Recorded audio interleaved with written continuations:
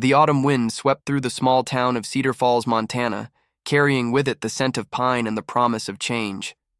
It was the kind of town where everyone knew everyone, where the diner on Main Street had been serving the same apple pie recipe for 40 years, and where the rumble of motorcycles was as familiar as the church bells on Sunday morning. Marcus Cole had arrived in Cedar Falls 3 weeks ago, and already the town felt like a second skin. He was 34 years old, broad-shouldered, with eyes that had seen too much and hands that knew hard work. His military service had ended 2 years prior, and since then, he had been searching for something he could not quite name. Purpose, perhaps. Or belonging. The kind of belonging that does not come from shared blood, but from shared values. The Iron Brotherhood Motorcycle Club had welcomed him with open arms. Their clubhouse sat at the edge of town, a converted warehouse with a hand-painted sign that read, "Brotherhood before everything." Marcus had heard about them during his travels, a group of veterans and working-class men who spent their weekends riding through the mountains and their evenings raising money for local causes. They ran toy drives at Christmas, organized fundraisers for families in need, and showed up whenever someone in town needed help moving furniture or fixing a roof. It was exactly what Marcus had been looking for. A family built on choice, not obligation. A purpose that extended beyond himself. The clubhouse was warm despite the October chill. Inside, about 30 men gathered around mismatched tables, some playing cards, others nursing beers and swapping stories. The walls were covered with photographs, group rides, charity events, memorial services for fallen members. In the corner, a jukebox played classic rock at a volume that encouraged conversation rather than shouting. Marcus sat near the back, still learning the rhythms of the group. He watched how the older members moved with ease, how the younger ones deferred to experience, how laughter came quick and sincere. It felt genuine. It felt like home. But tonight, something was different. He noticed it first in the way certain members whispered to each other when the club president, a man named Earl Granite Morrison, stepped outside to take a phone call. There was a shift in the room, subtle, almost imperceptible, but Marcus had spent years reading body language in situations where misreading it meant death. He knew when people were hiding something. Granite was 62 years old, a Vietnam veteran with silver hair pulled back in a ponytail and a voice like gravel over velvet. He had founded the Iron Brotherhood 23 years ago, and his word was law within these walls. Everyone respected him. Everyone trusted him. Or so Marcus had believed. When Granite returned from his phone call, Marcus caught something in his expression, a flicker of something cold, something calculated. It disappeared as quickly as it had appeared, replaced by the warm smile that had welcomed Marcus into the club 3 weeks ago. "Brothers," Granite announced, raising his hand to quiet the room. "I just got word that our charity auction next month is going to be bigger than ever. We have got donations coming in from businesses all over the county. This is going to be our best year yet." The room erupted in cheers and applause. Marcus clapped along with everyone else, but his eyes never left Granite's face. There was something there. Something wrong. He could not explain it, could not point to a single piece of evidence. It was instinct, pure and simple. The same instinct that had saved his life in combat more times than he could count. After the meeting, Marcus lingered outside the clubhouse, pretending to check his motorcycle while he watched the other members leave. Most of them headed straight home, but a small group, Granite and 4 others, stayed behind. They moved to the back of the building, their voices low and urgent. Marcus considered following them, considered pressing his ear against the wall and listening to whatever secrets they were sharing. But he stopped himself. He was new here. He had no right to suspect these men of anything. They had welcomed him, trusted him, made him feel like he belonged. Maybe he was imagining things. Maybe the stress of the past 2 years was finally catching up with him. Maybe he just needed to give it time. He kicked his motorcycle to life and rode through the empty streets of Cedar Falls, the cold air biting at his face. Above him, the stars stretched across the sky like scattered diamonds, indifferent to the questions churning in his mind. That night, Marcus lay awake in his small rented cabin, staring at the ceiling and thinking about trust. about how hard it was to build and how easy it was to break, about how desperately he wanted to believe that the Iron Brotherhood was exactly what it appeared to be, but he could not shake the feeling that something was wrong. The next morning, Marcus walked into the Cedar Falls diner and took his usual seat at the counter. The owner, a woman named Betty, who had to be pushing 70 but moved like she was 30 years younger, poured him a cup of coffee without being asked. "You look like you did not sleep," she observed, her eyes sharp despite her friendly tone. "Just adjusting," Marcus replied. "New town, new routines." Betty nodded, but her gaze lingered on him a moment longer than necessary. "You joined up with the Brotherhood, did you not? Saw your bike outside the clubhouse last night." "I did. Good group of men." Betty wiped down the counter, her movements slow and deliberate. "They do a lot of good for this town, Granite especially. That man has a heart of gold." "That is what everyone says." "Because it is true." Betty paused, then leaned in slightly. "But you know what my grandmother used to say? She used to say that even gold can be fool's gold if you do not look close enough." Before Marcus could respond, the diner door swung open and a group of teenagers tumbled in, laughing and shoving each other playfully. Betty moved away to take their order, leaving Marcus alone with his coffee and his thoughts. Fool's gold. The phrase echoed in his mind as he drove to his job at the local construction site. He had been hired as a foreman, overseeing a crew of 12 men who were building a new community center on the outskirts of town.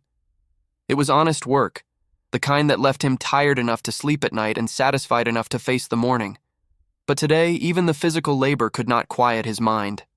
During his lunch break, Marcus sat on an overturned bucket and pulled out his phone. He typed Iron Brotherhood Motorcycle Club Cedar Falls into the search bar and scrolled through the results.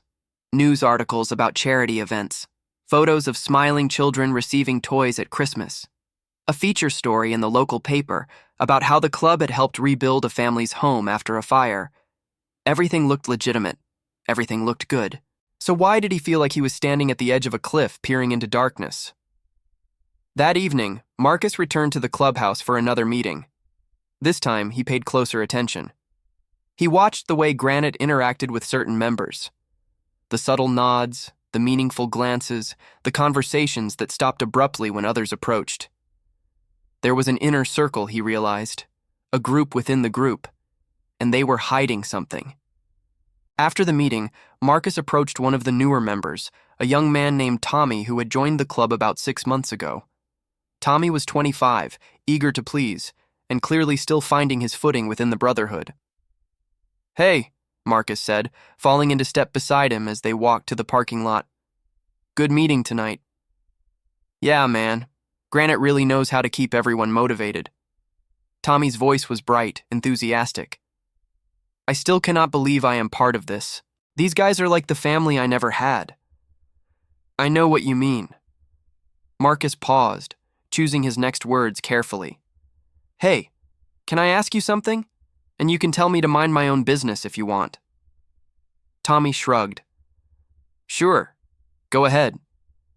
"Have you ever noticed anything strange? About the inner circle, I mean. Granite and those guys who always stay late." Tommy's expression shifted. Just for a second, a shadow crossed his face. Then it was gone, replaced by a nervous laugh. "Strange? No, man. They are just the senior members. They have got more responsibilities, you know? Club business and stuff." "Right. Club business." Marcus nodded slowly. "Makes sense." But as he watched Tommy hurry to his motorcycle and ride away without looking back, Marcus knew he had struck a nerve. Tommy had noticed something too. He just did not want to admit it. The question was, what were they hiding? Over the next week, Marcus began his investigation. He kept it subtle, careful not to raise suspicion. He volunteered for extra duties at the clubhouse, offering to help with inventory and maintenance. He showed up early and stayed late, making himself useful while keeping his eyes and ears open. What he found disturbed him. The club's finances did not add up.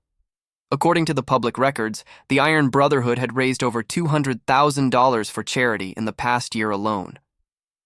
But when Marcus managed to get a look at the actual disbursement records, left carelessly on Granite's desk one evening, the numbers told a different story. Only about half of that money had actually gone to the causes it was supposed to support. The rest had been funneled into accounts labeled with vague descriptions like operational expenses and administrative costs. Marcus felt his stomach turn. These men, these brothers, were stealing from charity. They were taking money meant for sick children and struggling families and putting it in their own pockets. He wanted to be wrong. He spent 3 more days looking for alternative explanations, searching for any evidence that the money had been legitimately spent. But the more he dug, the clearer the picture became. Granite Morrison, the beloved founder of the Iron Brotherhood, was running a fraud scheme, and he had been doing it for years. The realization hit Marcus like a punch to the gut. He had trusted these men. He had called them brothers. He had believed for the first time in years that he had found a place where he belonged. And it was all a lie. But as the initial shock faded, something else took its place. Determination. Because Marcus had not spent 12 years in the military just to look the other way when he encountered injustice. He had not rebuilt his life from the ashes of war just to become complicit in theft and deception. If the Iron Brotherhood was corrupt, then Marcus was going to expose them, whatever it took. Check if you are already subscribed to this channel. If stories of courage and justice matter to you, if you believe that truth should always come to light, then join this community. Subscribe now because the story is just beginning, and you will not want to miss what happens next. Marcus knew he could not act alone. The inner circle consisted of 5 men, Granite, plus 4 others who had been with the club since its founding. They were respected, connected, and dangerous. If Marcus tried to expose them without backup, without evidence, without a plan, he would be destroyed before anyone believed a word he said. He needed allies.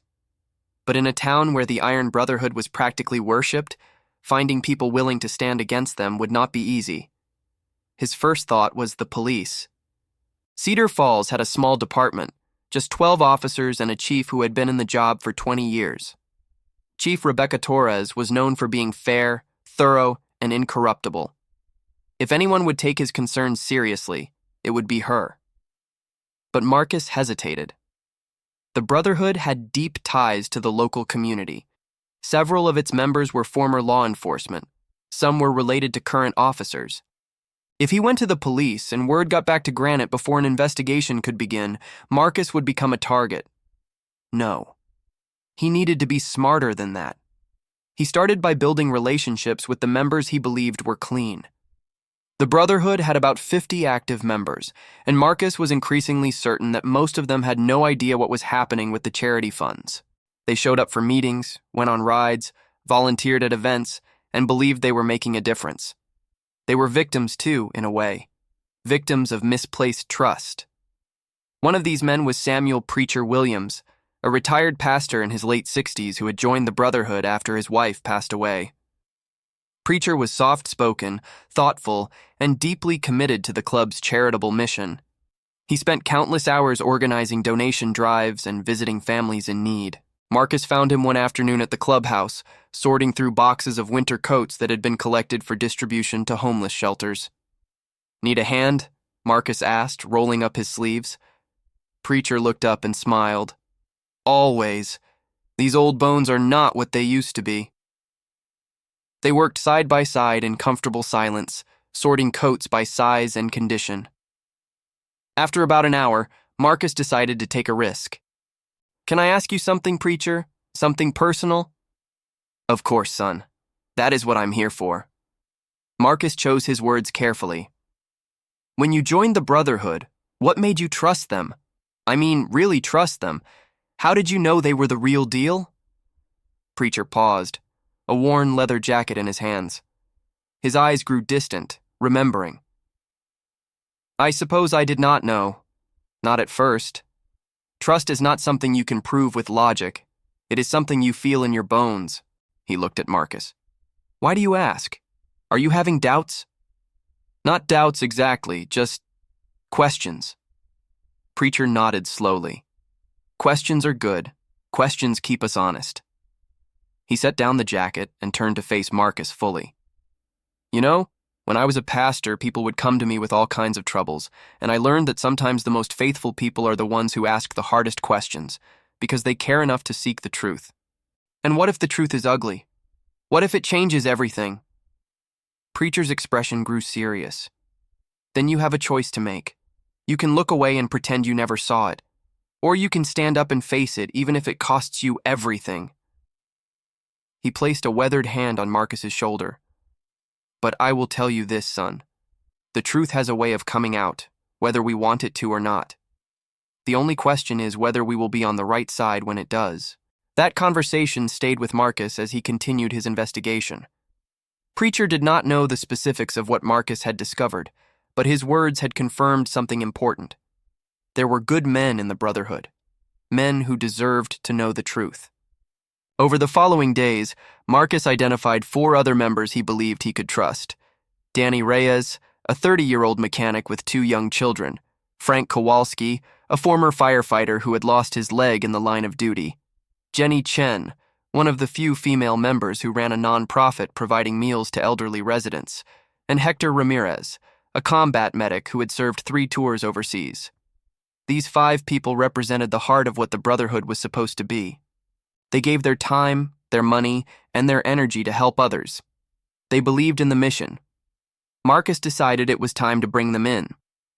He arranged a meeting at his cabin, choosing a night when he knew Granite and the inner circle would be busy with what they called private club business. He invited the 5 members individually, each conversation framed as an informal gathering to discuss ideas for upcoming charity events. When they arrived, Marcus could see the confusion on their faces. They had expected a casual get-together, maybe some beers and brainstorming. Instead, they found Marcus standing in front of a table covered with documents, photographs, and financial records. "I need to show you something," Marcus said, his voice steady despite the tension coiling in his chest. "And I need you to keep an open mind." For the next 2 hours, Marcus walked them through everything he had discovered. The discrepancies in the financial records, the shell accounts, the pattern of donations that disappeared into administrative black holes, the evidence that at least half of the money raised in the Brotherhood's name never reached the people it was meant to help. The reactions were exactly what he expected. Disbelief came first. Passionate denials that Granite, their founder and leader, could be capable of such betrayal. Then came anger, directed at Marcus for even suggesting such a thing. Then, gradually, painfully, came acceptance. Jenny was the first to speak after Marcus finished his presentation. Her voice was barely above a whisper. "I recruited 12 new donors last year, 12 people who trusted me when I told them their money would help families in need." She looked at Marcus with tears in her eyes. "Are you telling me I lied to them?" "You did not lie," Marcus said firmly. "You were deceived. There is a difference." "Is there?" Frank asked bitterly. "Because from where I am sitting, we are all complicit. Every charity event, every donation drive, every time we stood in front of this town and asked them to trust us, we were part of the con." "No." Hector's voice cut through the room like a blade. "We were pawns. There is a difference between being a criminal and being used by one. And right now, the only thing that matters is what we do next." Danny, who had been silent throughout the presentation, finally spoke. "What can we do? Granite has been running this club for over 20 years. He has friends everywhere. The mayor, the city council, half the business owners in town. If we try to take him down, he will crush us." "Maybe," Marcus admitted. "But if we do nothing, he keeps stealing. He keeps betraying every person who ever believed in what the Brotherhood stands for. He keeps hurting the very people we are supposed to help." He paused, looking each of them in the eye. "I did not serve my country just to stand by while someone exploits the trust of good people. I do not know about you, but I would rather go down fighting than live with that on my conscience." Silence filled the cabin. Outside, the wind whispered through the pine trees, indifferent to the weight of the moment. Preacher was the first to stand. He moved slowly, deliberately, until he was standing beside Marcus. "I have spent my whole life preaching about doing the right thing," he said quietly. "I suppose it is time I practiced what I preached." One by one, the others rose and joined them. Jenny, her tears now replaced by determination. Frank, his jaw set with the resolve of a man who had already faced death and survived. Hector, his eyes burning with the same fire that had carried him through 3 combat tours. Danny, thinking of his children and the world he wanted them to inherit. 6 people. Against 5 corrupt men and a web of influence that stretched across an entire town. The odds were not good, but then again, they rarely were when it came to doing the right thing. "So what is the plan?" Hector asked. Marcus took a deep breath. "First, we need more evidence. What I have is enough to raise questions, but not enough to prove anything in court. We need bank records, testimony, anything that can tie Granite directly to the missing funds." "I might be able to help with that," Jenny said. "I handle the social media for the club. I have access to some of the accounting software they use for tracking donations." "Good, but be careful. Do not do anything that might tip them off." Danny raised his hand. "What about the other members? There are 50 people in this club who have no idea what is going on. Do we tell them?" Marcus shook his head. "Not yet. We do not know who else might be involved, and we cannot risk the inner circle finding out before we are ready. For now, this stays between us." "And when we have enough evidence?" Frank asked. "Then what?" "Then we go to the authorities, but not the local police. Not until we know we can trust them. I have a contact at the State Attorney General's office, a woman I served with who now works in their financial crimes division. If we can build a solid case, she can help us make sure it gets handled properly." The plan was set. Over the next several weeks, the 6 of them worked in secret, gathering evidence piece by piece. Jenny copied financial records and email correspondence. Hector used his military contacts to run background checks on the inner circle members. Frank and Danny tracked the movement of funds through various accounts. Preacher reached out to families who had been promised help that never came, documenting their stories. And Marcus coordinated it all, piecing together a picture of corruption that was even more extensive than he had initially realized. The inner circle was not just skimming from charity donations, they were running an entire network of fraudulent schemes, fake invoices for services never rendered, phantom employees on the payroll, kickbacks from vendors who overcharged for supplies. The operation had been going on for at least 15 years, and the total amount stolen was approaching $3 million. $3 million, taken from cancer patients, homeless veterans, struggling families, and disaster victims. Taken by men who smiled for photographs and shook hands with donors and called themselves brothers. Marcus had seen a lot of ugliness in his life. War had shown him the depths of human cruelty. But this casual, calculated betrayal of trust, felt somehow worse, because it was wrapped in the language of love and service, because it corrupted something that should have been pure. But they were getting close now. Another few weeks, and they would have enough evidence to bring the whole thing crashing down. What Marcus did not know was that Granite had already begun to suspect him. And the founder of the Iron Brotherhood had not survived 23 years of criminal enterprise by being careless. The storm was coming, and not everyone would survive it. The first sign of trouble came on a Tuesday evening. Marcus was working late at the construction site, reviewing blueprints for the community center's 2nd floor, when his phone buzzed with a text message from Jenny. "Something wrong. Need to talk. Urgent." He called her immediately, but the phone went straight to voicemail. He tried again. Same result. A cold feeling settled in his stomach as he grabbed his jacket and headed for his motorcycle. Jenny lived in a small apartment above her nonprofit's office, about 10 minutes from the construction site. Marcus made it there in 6, pushing his bike through the evening traffic with a recklessness that would have earned him a ticket on any other night. When he arrived, the lights in Jenny's apartment were off. Her car was in the parking lot, but there was no answer when he knocked on her door. "Jenny, it is Marcus. Are you okay?" Silence. Then, after what felt like an eternity, the sound of footsteps approaching. The door opened a crack, and Jenny's face appeared in the gap. Even in the dim light, Marcus could see that she had been crying. "Come in," she whispered. "Quick!" The apartment was a mess.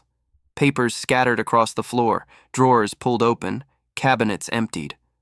Someone had searched the place, thoroughly and recently. "What happened?" Marcus asked, his military training kicking in as he scanned the room for threats. Jenny collapsed onto her couch, her hands trembling. "They know. Granite, the inner circle. They know we are investigating them." "How? We were careful." "Not careful enough." Jenny's voice cracked. "Remember that accounting software I told you about?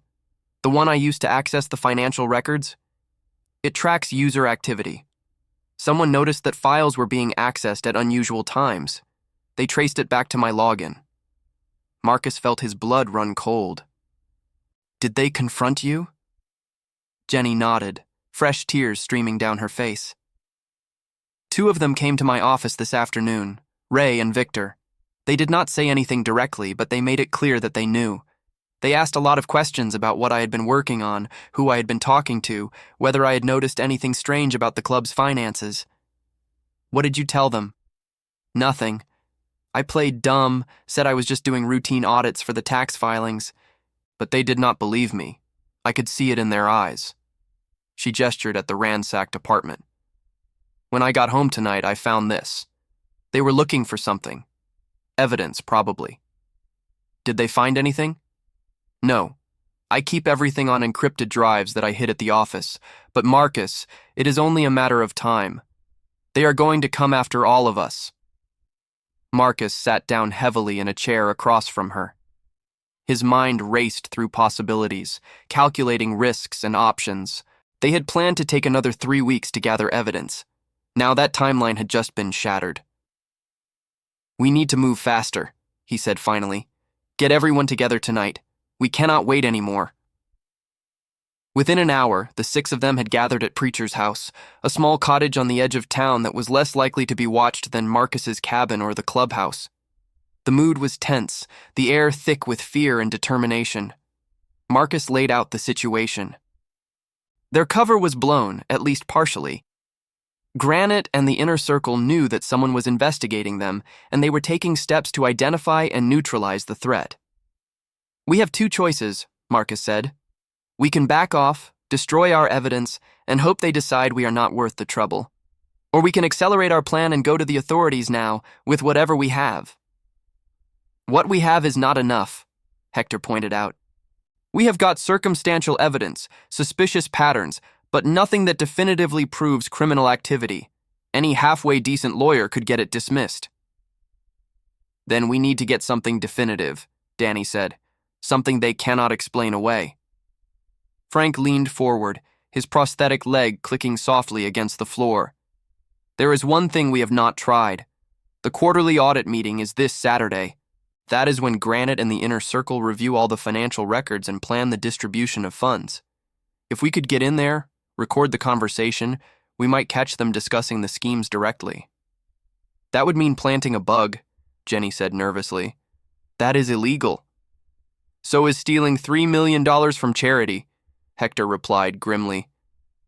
Marcus held up a hand to stop the argument before it could escalate. "We are not going to do anything that could compromise the case or land us in prison. But Frank is right. That meeting is our best opportunity. We just need to be smart about how we approach it." He thought for a moment, then continued. "What if one of us was in that meeting? Not hiding, not recording illegally, just present as a legitimate member of the club." "None of us are in the inner circle," Preacher pointed out. "No, but I might be able to get invited." Marcus's jaw tightened. "Granite has been asking me to take on more responsibilities lately. Testing me, probably, trying to figure out if I am trustworthy. What if I play along? Let him think he is bringing me into the fold. If I can get into that meeting, I can be a direct witness to whatever they discuss." The room fell silent as they considered the implications. It was a dangerous plan. If Granite suspected Marcus was a mole, the meeting could become a trap. But if it worked, Marcus could provide testimony that would be admissible in court, first-hand evidence of criminal conspiracy. "I do not like it," Jenny said finally. You would be walking into the lion's den. I have walked into worse, Marcus replied quietly. At least this time, I know who the enemy is. The decision was made. Over the next few days, Marcus would work to position himself as a loyal, ambitious member eager for advancement. He would express interest in the inner workings of the club, volunteer for sensitive tasks, and do whatever it took to earn an invitation to the quarterly meeting. It was a gamble, but they were running out of options. As the group prepared to disperse, Preacher asked them to stay for a moment longer. He closed his eyes and bowed his head, and though not all of them were religious, they followed his example. Lord, Preacher prayed, his voice steady and strong, we do not know what the coming days will bring.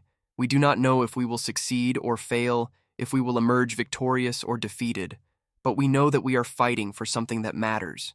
We are fighting for truth, for justice, for the people who cannot fight for themselves. Give us strength, give us courage, and if it is your will, let the light of truth shine through the darkness. Amen. Amen, the others echoed. As Marcus rode home that night, Preacher's words echoed in his mind. The light of truth. He had spent so much of his life in darkness, the darkness of war, of loss, of purposelessness. Maybe this was his chance to finally step into the light, or maybe it was his chance to be consumed by the darkness entirely. Either way, he was committed now. There was no turning back. If you are watching this story and feeling something stirring in your heart, a recognition that truth matters, that courage matters, that standing up for what is right is never easy but always necessary, then I want you to do something right now. Pause the video and leave a comment with these words: "The truth will come to light." Let the world know that you believe in justice, that you stand with those who fight against deception. Go ahead. Write it now. The truth will come to light. The next 3 days were among the most nerve-wracking of Marcus's life. He threw himself into club activities with renewed enthusiasm, volunteering for every task, attending every event, and making sure Granite noticed. He complimented the founder's leadership, asked thoughtful questions about the club's history, and expressed admiration for how smoothly the charitable operations ran. It felt like swallowing poison. Every smile, every handshake, every word of praise directed at a man he now knew was a thief and a liar. But Marcus had learned patience in the military. He had learned to wait, to watch, to strike only when the moment was right. By Thursday evening, his efforts had paid off. Granite approached him after a meeting, a warm smile on his weathered face. "Marcus, can I talk to you for a minute?" "Of course." Marcus kept his expression neutral, friendly, eager. They stepped outside the clubhouse, away from the other members. The autumn air was crisp, carrying the scent of wood smoke from nearby chimneys. Above them, the first stars were beginning to appear in the darkening sky. "I have been watching you," Granite said. "You have got something special, son. Drive, dedication, the kind of loyalty that is hard to find these days." "I appreciate that, sir. The brotherhood means a lot to me." Granite nodded slowly, his eyes searching Marcus's face. "I am thinking about bringing you into our leadership circle. There is a meeting this Saturday, the quarterly review. How would you feel about attending? Getting a look at how the real decisions get made?" Marcus's heart pounded in his chest, but he kept his voice steady. "I would be honored." "Good. Good." Granite clapped him on the shoulder. "I knew I was right about you. Saturday at 7, back room of the clubhouse. Do not be late." As Granite walked back inside, Marcus allowed himself a small exhale. He was in. Now he just had to survive it. Saturday arrived with a gray sky that threatened rain. Marcus spent the morning reviewing everything he knew about the inner circle, memorizing their relationships, their tells, their weaknesses. He checked in with the rest of the group via encrypted messages, confirming that they were ready to act if anything went wrong. At 6:45, he walked into the clubhouse. The main room was empty. The regular members had been told that tonight's meeting was canceled due to a scheduling conflict. Only the inner circle remained, gathered around a large table in the back room. Granite sat at the head of the table, flanked by his 4 lieutenants, Ray Dalton, a former accountant with cold eyes and a permanent sneer. Victor Marsh, an ex-con whose arms were covered with prison tattoos. Eddie Simmons, a portly man who owned several businesses in town. And Carlos Vega, a quiet figure who rarely spoke but whose presence commanded respect. "Marcus," Granite said warmly, "glad you could make it. Have a seat." Marcus took an empty chair near the end of the table, positioning himself where he could see everyone's faces. A stack of financial documents sat in the center of the table, along with several laptops displaying spreadsheets and graphs. For the first hour, the meeting proceeded exactly as Marcus had expected. They reviewed the club's public finances, donation totals, event revenues, disbursement schedules. Everything looked legitimate, carefully documented and professionally presented. But as the hour passed, the tone began to shift. Ray Dalton pulled up a different spreadsheet, one that was not part of the official records. "All right, let us talk about the real numbers," he said, his voice dropping to a conspiratorial murmur. "After the autumn fundraiser, we cleared about $42,000 in direct donations. Standard split, 60% to charity, 40% to operational." Operational. The word made Marcus's stomach turn. He knew exactly what it meant. "That puts us at about 16,000 for the quarter," Eddie added, checking his own notes. "Not bad, but we could do better. The Christmas drive is coming up. That is always our biggest haul." "Agreed," Granite said. "We need to push harder this year. More corporate sponsors, more media coverage. The bigger the pie, the bigger our slice." Marcus listened, forcing himself to remain calm, to keep his expression neutral. They were discussing theft as casually as other people discussed the weather. $3 million over 15 years, and they spoke about it like it was just business. "One more thing," Carlos Vega spoke for the first time, his voice low and measured. "We may have a problem." The room went quiet. Granite leaned forward, his eyes narrowing. "What kind of problem?" "Someone has been poking around our systems, accessing files they should not be accessing, asking questions they should not be asking." Carlos's gaze swept across the table, landing briefly on Marcus before moving on. "We traced some of the activity back to Jenny Chen, but she is not smart enough to do this alone. She has help." Marcus felt the temperature in the room drop several degrees. He kept his breathing steady, his face impassive, but his mind was racing. They knew about Jenny. They probably knew about the others, too. And now he was sitting in a room with 5 men who had every reason to want him silenced. "Any idea who else is involved?" Granite asked. "We are working on it," Carlos replied.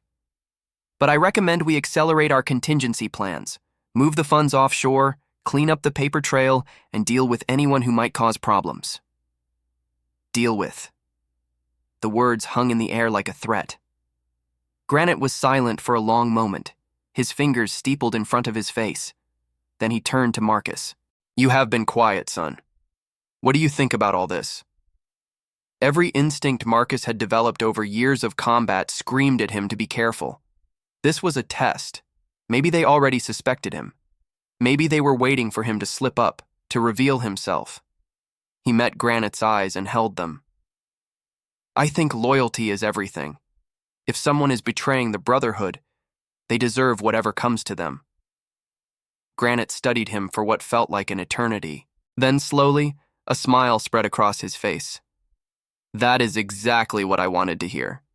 He turned back to the group. "All right, let us wrap up the regular business. Carlos, keep digging. I want names by the end of the week." The meeting continued for another 30 minutes, covering various administrative details. Marcus participated when expected, offering suggestions, asking questions, playing the role of the eager newcomer. Inside, his mind was working furiously. They were planning to move the money, to destroy evidence, to deal with anyone who threatened them. If Marcus did not act fast, everything they had worked for would be lost. But acting fast meant taking risks. And in this room, surrounded by these men, the margin for error was 0. When the meeting finally ended, Marcus shook hands with the inner circle and walked out of the clubhouse on legs that felt like rubber. He climbed onto his motorcycle, started the engine, and rode slowly through the darkened streets of Cedar Falls. He was halfway to Preacher's house when he noticed the headlights following him. 2 vehicles, keeping their distance but matching his every turn. Marcus's heart rate spiked as he processed the implications. They were watching him, either as a precaution or because they already suspected him. He could not lead them to Preacher, could not risk exposing the rest of the group. Instead, he turned toward the highway, accelerating as the town lights faded behind him. The vehicles followed, closing the distance now, no longer pretending to be inconspicuous. Marcus pushed his motorcycle harder, the wind whipping at his jacket as the speedometer climbed. He knew these roads, had ridden them dozens of times in the weeks since arriving in Cedar Falls. There was a turnoff ahead, a dirt path that wound through the forest to an old ranger station. If he could reach it before they caught up, he might have a chance. The turnoff appeared in his headlight, and Marcus leaned into the curve, his wheels skidding on the loose gravel. Behind him, the vehicles hesitated, then followed, their heavier frames struggling with the rough terrain. Marcus pushed deeper into the forest, branches whipping past him as the path narrowed. His pursuers fell farther behind, but he knew they would not give up easily. He needed a plan. The ranger station appeared through the trees, a small wooden structure that had been abandoned years ago. Marcus killed his engine and pushed the motorcycle into the undergrowth, hiding it from view. Then he took cover behind a fallen tree and waited. Minutes passed. The sound of engines grew louder, then stopped. Car doors opened and closed. Voices carried through the darkness, too distant to make out the words, but close enough to know they were searching for him. Marcus controlled his breathing, drawing on the skills that had kept him alive through countless dangerous situations. He was outnumbered and unarmed, but he was not helpless. He knew these woods. He knew how to move silently, how to use the terrain to his advantage. And most importantly, he knew that he was not alone. Somewhere in Cedar Falls, 5 people were waiting for him, ready to fight for justice. He just had to survive long enough to reach them. The search continued for over an hour. Marcus moved through the forest like a ghost, always staying one step ahead of his pursuers, using the darkness and his knowledge of the terrain to keep them guessing. Finally, frustrated and confused, they gave up and drove away. Marcus waited another 30 minutes before emerging from his hiding spot. His motorcycle was where he had left it, undiscovered. He rode back to town through back roads, taking a circuitous route that added an hour to his journey, but ensured he was not followed. When he finally reached Preacher's house, the others were waiting. "What happened?" Hector demanded as Marcus walked through the door. "We have been trying to reach you for hours." Marcus told them everything. The meeting, the revelations, the chase through the woods. By the time he finished, their faces were grim. "They are going to move the money," Jenny said. "We have to act now." "Agreed," Marcus said. "I am calling my contact at the State Attorney General's office first thing tomorrow morning. We give them everything we have and let them take it from there." "What about tonight?" Danny asked. "What if they come for us?" Marcus looked around the room at the faces of the people who had become his true brothers and sisters, not by blood or by oath, but by the simple choice to stand for what was right. "Tonight, we stay together," he said. "Whatever happens, we face it as a family." They did not sleep that night. Instead, they organized their evidence, made copies, prepared statements. By dawn, they had assembled a comprehensive case file documenting every fraud, every stolen dollar, every lie. And when the sun rose over Cedar Falls, painting the mountains gold and crimson, Marcus picked up his phone and made the call that would change everything. The woman who answered Marcus's call was Lieutenant Colonel Sarah Chen, United States Army, retired. She had served with Marcus in the Middle East, where her sharp mind and unwavering integrity had earned her the respect of everyone in their unit. After leaving the military, she had gone to law school and eventually joined the State Attorney General's office, specializing in financial crimes. Marcus trusted her completely. More importantly, he knew she could not be bought or intimidated. "Marcus Cole," Sarah said when she heard his voice. "It has been, 3 years? What kind of trouble have you gotten yourself into now?" "The kind that involves a $3 million charity fraud scheme run by a motorcycle club in small-town Montana." There was a pause. "I am listening." Marcus spent the next hour briefing her on everything they had discovered. Sarah asked sharp questions, probing for weaknesses in their evidence and potential legal complications. When he finished, she was silent for a long moment. "This is solid work," she said finally. "Not perfect, but solid. I can have a team there within 48 hours. In the meantime, I need you and your people to keep your heads down. No more investigating, no more confrontations. Just stay safe until we get there." "Understood. And Marcus, be careful. These people have been doing this for a long time. They are not going to go down without a fight." Those words proved prophetic. The next day, Granite Morrison called an emergency meeting of the entire Iron Brotherhood. Every member was required to attend, no exceptions. Marcus and the others had no choice but to go, knowing that refusing would only confirm Granite's suspicions. The clubhouse was packed when they arrived. 50 members stood shoulder to shoulder, their faces reflecting various degrees of confusion and concern. Granite stood at the front of the room, flanked by his inner circle. "Brothers," he began, his voice carrying the weight of authority that came from 2 decades of leadership. "I called this meeting because we have a problem, a serious problem." He paused, letting the tension build. "Someone in this room has betrayed us." A murmur rippled through the crowd. Marcus kept his face impassive, but he could feel the eyes of the inner circle scanning the room, looking for reactions. "I am not going to name names," Granite continued. "Not yet, but I want whoever is responsible to know that we will find them. And when we do, there will be consequences." He let that threat hang in the air for a moment before his tone shifted, becoming warmer, more paternal. "The Iron Brotherhood is a family. We take care of our own. We protect each other. That is what makes us strong." His gaze swept across the room. "But a family can only survive if there is trust, and right now that trust has been broken. So here is what we are going to do. Over the next few days, we are going to have some conversations, one-on-one, member to member. We are going to get to the bottom of this, and I promise every single one of you, that when this is over, we will be stronger than ever." The meeting ended with a show of solidarity, members embracing, shaking hands, reaffirming their commitment to the Brotherhood. Marcus played his part, clasping forearms and exchanging solemn nods, all while calculating how long they had before Granite's investigation closed in on them. The answer came sooner than expected. That evening, Marcus received a text from an unknown number. Just 3 words. "We know. Run." He showed it to the others at their emergency meeting that night. The atmosphere was tense, the air thick with fear and uncertainty. "It could be a bluff," Hector said, though his voice lacked conviction. "Or it could be a trap," Jenny countered. "They send us running, then use that as proof that we are guilty." "Either way, we cannot leave," Marcus said firmly. "We need to be here when Sarah's team arrives. If we disappear now, we lose everything." "And if we stay, we might lose our lives," Danny pointed out quietly. The room fell silent. It was Preacher who finally spoke. "When I was a young pastor," he said slowly, "I had a mentor who taught me something I have never forgotten. He said that courage is not the absence of fear. Courage is being afraid and doing the right thing anyway." He looked around at each of them in turn. "We are all afraid. That is natural. But we have already made our choice.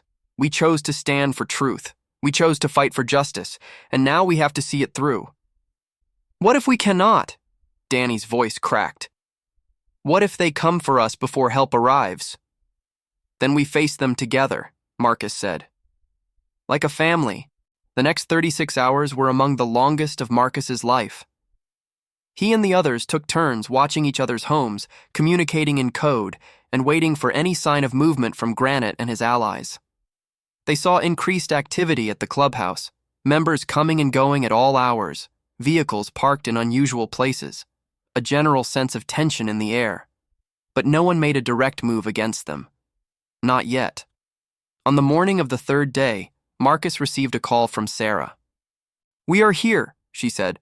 "Federal marshals, state investigators, forensic accountants, the whole package. Where do you want to meet?" "Town hall," Marcus said without hesitation. "Make it public. make it impossible for them to spin. 2 hours later, Cedar Falls witnessed a scene it had never seen before and would never forget. A convoy of black SUVs rolled down Main Street, stopping in front of the town hall. Men and women in suits emerged, their badges glinting in the autumn sunlight. At the head of the group was Sarah Chen, her bearing military straight, her expression all business. Word spread through town like wildfire. By the time the investigators reached the town hall steps, a crowd had gathered. Shopkeepers, families, retirees, and more than a few members of the Iron Brotherhood. Granite Morrison appeared 20 minutes later, flanked by his inner circle. His face was calm, but Marcus could see the tension in his shoulders, the tightness around his eyes.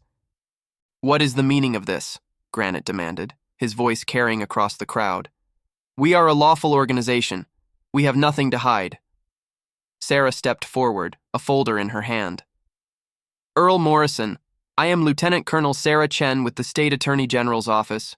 We have a warrant to search the premises of the Iron Brotherhood Motorcycle Club and to seize all financial records related to your charitable operations." "On what grounds?" "Fraud, embezzlement, misappropriation of charitable funds." Sarah's voice was steady, unyielding. "Over the past 15 years, your organization has collected approximately $6 million in donations for various charitable causes. Our investigation indicates that roughly half of that money never reached its intended recipients." A gasp rippled through the crowd. Members of the Brotherhood looked at each other in confusion and disbelief. "That is a lie," Granite said, but his voice had lost some of its certainty.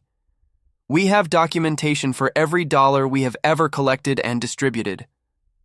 "Then you will not mind if we take a look at that documentation." What followed was a methodical, thorough dismantling of 23 years of deception. The investigators spent 3 days going through the Brotherhood's records, interviewing members, and tracing the flow of funds through dozens of accounts. What they found confirmed everything Marcus and his allies had suspected, and more. The inner circle had been running multiple schemes simultaneously. Fake vendors who charged inflated prices and kicked back the difference. Phantom employees whose salaries went straight into private accounts, charitable disbursements that were reduced on paper after checks were cut, with the difference disappearing into shell companies. And at the center of it all was Granite Morrison, the beloved founder, the pillar of the community, the man who had built an empire of trust and then exploited it for personal gain. By the end of the week, Granite and his 4 lieutenants had been arrested and charged with multiple counts of fraud, embezzlement, and conspiracy. The news made national headlines: charity biker gang exposed as fraud ring, and Cedar Falls became the unlikely center of a story that captured the nation's attention. But for Marcus, the most important moments happened away from the cameras and the crowds. He was standing outside the town hall when an elderly woman approached him. He recognized her from one of the files they had compiled. Her name was Martha Jennings, and she had donated her late husband's entire pension to the Brotherhood's Veteran Support Fund 3 years ago. "Are you one of them?" she asked, her voice trembling. "One of the ones who uncovered all this?" Marcus nodded, not trusting himself to speak. Martha reached out and took his hands in hers. Her grip was weak but warm. "My husband served in Korea," she said. "He believed in taking care of his fellow soldiers even after he came home. When I gave that money, I thought I was honoring his memory." Tears spilled down her weathered cheeks. "Thank you. Thank you for making sure his sacrifice was not wasted on liars." Marcus felt something break open in his chest, a dam of emotion he had been holding back for weeks, months, years. He wrapped his arms around the old woman and held her as she cried, and for the first time in longer than he could remember, he felt tears on his own face too. This was why it mattered. This was why they had risked everything. Not for justice in the abstract, but for people like Martha. People who had trusted, who had given, who had believed in something good, and who deserved to have that belief honored. In the weeks that followed, Cedar Falls began the slow process of healing. The Iron Brotherhood did not dissolve, despite calls from some quarters for it to be shut down entirely. Instead, the remaining members, led by Preacher Jenny and the others who had helped expose the fraud, voted to restructure the organization from the ground up. New bylaws were written, emphasizing transparency and accountability. An independent board was established to oversee all financial operations. And a new mission statement was adopted, one that put the focus squarely where it belonged, on the people they served. "We cannot undo the damage that was done," Preacher said at the first meeting of the Reformed Brotherhood, "but we can make sure it never happens again. We can rebuild trust, one act of service at a time." Marcus was offered the presidency of the new organization, but he declined. His role had been to expose the corruption, not to lead what came after. That job belonged to people who had deeper roots in the community, who could speak to its needs and its hopes in ways that an outsider never could. Instead, he threw himself into the work of rebuilding. He helped organize the first fundraiser under the new structure, a motorcycle rally that drew riders from across the state, all of them eager to support an organization that had chosen integrity over convenience. He volunteered at the community center he had helped build, teaching basic carpentry skills to at-risk youth. He visited Martha Jennings every Sunday afternoon, sitting on her porch and listening to stories about her husband. And slowly, day by day, he felt something he had almost forgotten was possible: peace. One evening in late November, Marcus was sitting in the Cedar Falls diner, nursing a cup of coffee and watching the snow fall outside the window. Betty appeared beside him, as she always did, with a refill he had not asked for. "You look different," she observed, setting down the pot. "Less haunted." Marcus smiled. "I feel different. For the first time in a long time, I feel like I am where I am supposed to be." Betty nodded slowly. "You know, I was wrong about something." "What is that?" "When you first came here, I told you about fool's gold. I said you have to look close to see if something is real." She paused, her eyes crinkling with warmth. "But I forgot to mention the other side of that coin. Sometimes real gold gets covered in dirt. You cannot see what it truly is until someone takes the time to clean it off." She patted his shoulder and walked away, leaving Marcus alone with his thoughts and the snow and the quiet hum of a town slowly learning to trust again. The trial of Granite Morrison and his co-conspirators began in early December and lasted 3 weeks. Marcus testified on the second day, walking the jury through everything he had witnessed and discovered. It was not easy, reliving those months of deception and danger, facing Granite across the courtroom, watching the man who had once called him brother stare at him with undisguised hatred. But when it was over, when the verdict came back guilty on all counts, Marcus felt something release inside him. Not triumph. He took no pleasure in another man's downfall. But closure. The sense that a chapter was ending, and a new one was ready to begin. Granite was sentenced to 20 years in federal prison. His lieutenants received sentences ranging from 10 to 15 years. The stolen funds, or what remained of them, were seized and placed in a restitution fund for the victims. And then finally, it was truly over.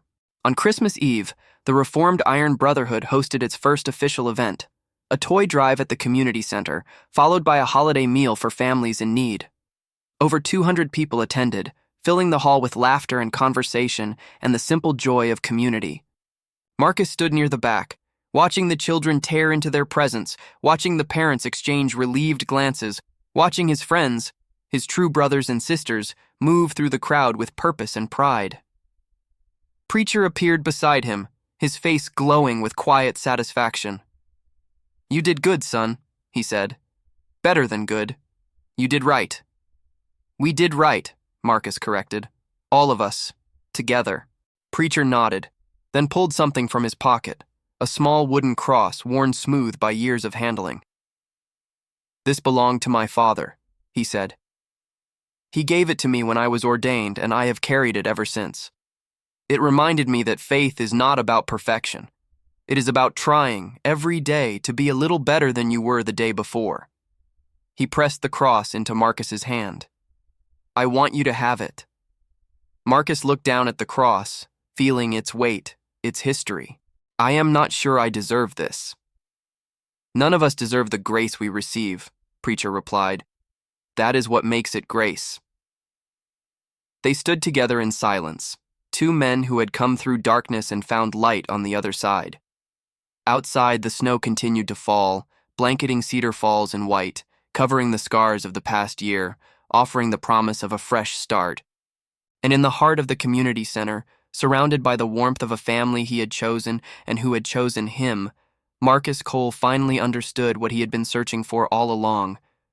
Not a place, not a purpose, but a truth. That honor is not something you inherit or earn or claim. It is something you build, one choice at a time, one act of courage, one moment of standing up when it would be easier to look away. And that brotherhood, true brotherhood, is not about leather vests or club patches or sworn oaths. It is about showing up. It is about being there when it matters. It is about loving each other enough to tell the truth, even when the truth is hard. The Iron Brotherhood had been broken, but from its ashes, something stronger had emerged. A community bound not by secrets, but by shared purpose. A family united not by fear, but by hope. And at the center of it all, 6 ordinary people who had made an extraordinary choice to see what needed to be seen, to say what needed to be said, to do what needed to be done, not because it was easy, but because it was right. If you have watched this far, it is because this story meant something to you, because you believe, as I do, that truth matters, that courage matters, that the choices we make, the hard choices, the ones that cost us something, are the choices that define who we really are. So I want to ask you for 3 things. First, if you are not already subscribed to this channel, please take a moment to do that now. When you subscribe, you become part of a community that believes in stories of hope and redemption, of ordinary people doing extraordinary things. You help us keep telling these stories, keep shining a light into the darkness. Second, leave a comment below. Not just any comment. I want you to write these words: I watched this far. When you do that, you are telling me that you are part of this family. You are letting me know who you are, and you are helping this video reach others who need to hear its message. And third, if this story touched your heart, please share it.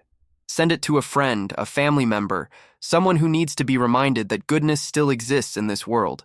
Every share spreads the light a little further. Thank you for being here. Thank you for watching. Thank you for believing. Until next time, remember, honor does not retire. Brotherhood never ends. And the truth will always come to light.